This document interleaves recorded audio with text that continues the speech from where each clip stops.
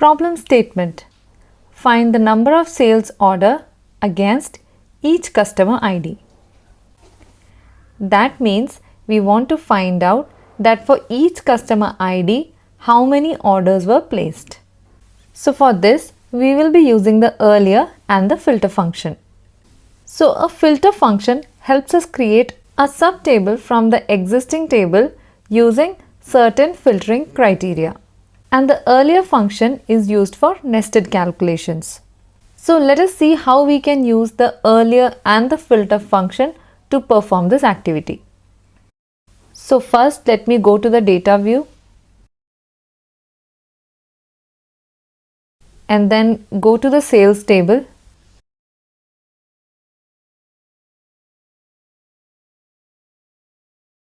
Now if you look at the sales table, for each order number we have a customer key.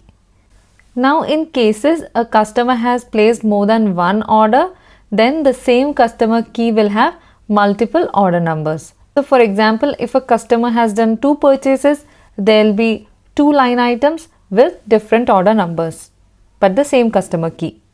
So using the customer key column over here to find out how many times a particular key has appeared in that column, we can know how many order has been placed by that particular customer key.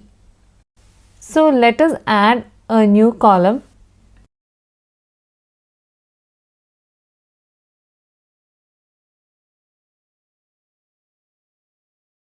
I will call this order per customer.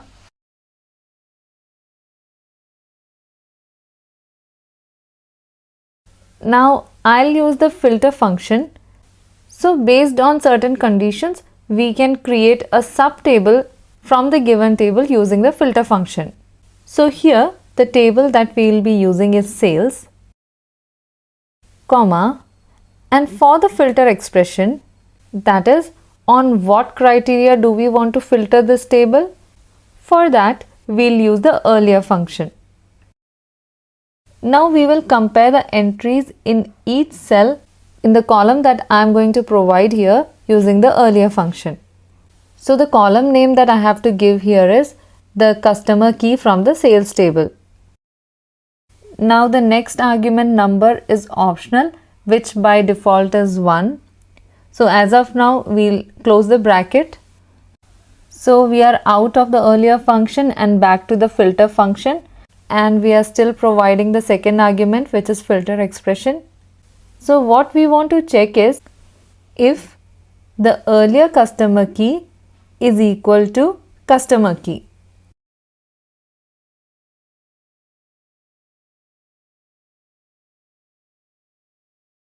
Close the bracket. So here the filter table will extract a subtable of the sales table using the earlier function. And what the earlier function will do is, it will, for example, starting with this first cell in the customer key column, it will compare the value with those in all the subsequent cells in that particular column. And then it will create a subtable where the customer keys are same. So for example, if we consider the first entry 12677, it will create a subtable of all the rows where the key is 12677. And likewise it goes on for all the keys. But here we do not want the subtable, all we want is the count of such entries. So for that, before the filter function, I'll add another function which is count rows, which is a statistical function. And whenever you add a new function, make sure that you close the functions properly. So here you can see when I close this bracket, it highlights the opening bracket of the count rows function. Now hit enter.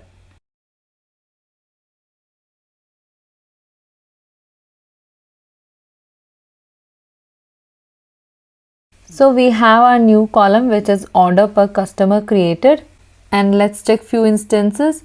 So the customer with key 12677 has placed 3 orders. Let us verify it. So I'll just filter this. I'll put 12677. So you can see that there are 3 instances for this particular customer key. That means this customer has placed 3 orders and hence the order per customer is showing as 3. Let us now clear all filters.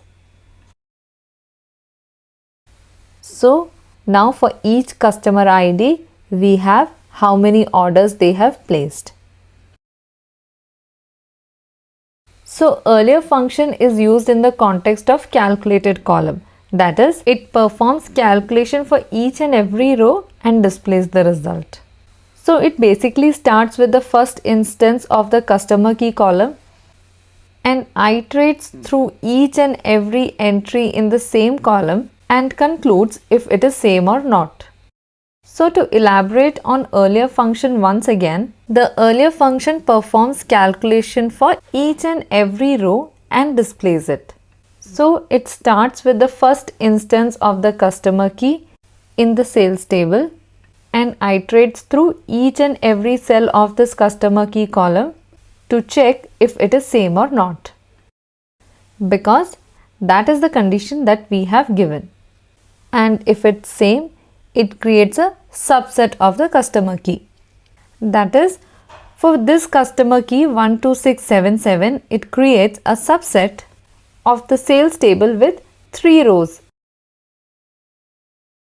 And when the count rows function is applied on that, it gives the output as 3 as it counts the row in that particular subset. Now one thing to remember whenever you work with the earlier function is that earlier function will make your system slow, because based on the expression and condition, it has to pass through every row of the table for performing the desired calculation. So for example, if your table has 10 rows, then to perform calculation, it will have to iterate through each row 10 times. So 10 times 10. So that is the reason while using the earlier function, processing will be slower. So I hope the concept of the earlier function is pretty much clear to you.